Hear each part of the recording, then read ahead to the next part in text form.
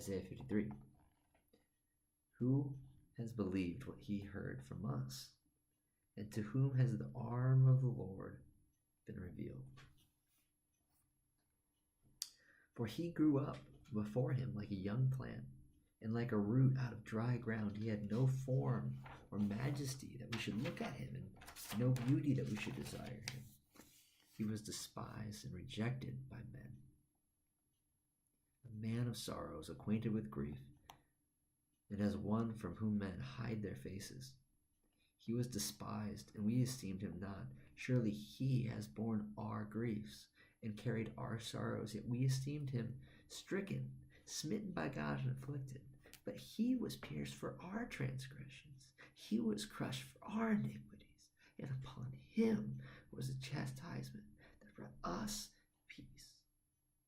And with his wounds we are healed. All we like sheep have gone astray. We have turned every one to his own way, and the Lord has laid on him the iniquity of us all. He was oppressed and he was afflicted, yet he opened not his mouth. Like a lamb that is led to the slaughter, like a sheep that before its shears is silent, so he opened not his mouth.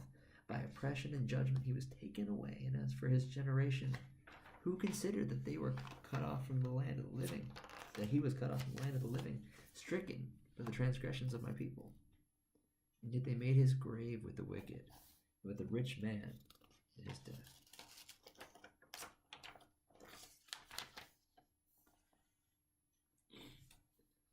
Although he had done no violence, there was no deceit in his mouth. Yet it was the will of God to crush him. He has put him to grief. When his soul makes an offering for guilt, he shall see his offspring. He shall prolong his days. The will of the Lord shall prosper in his hand, and out of the anguish of his soul he shall see and be satisfied. By his knowledge shall the righteous one, my servant, make many to be counted righteous, and he shall bear their iniquities. Therefore I will divide him a portion with the many, and he will divide spoil with the strong, because he poured out his soul to death, and he was numbered with the transgressors. Yet he bore the sin of many, and makes intercession for the transgressors.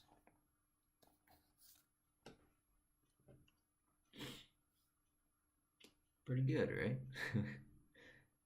This is in the Old Testament, isn't it? This is crazy.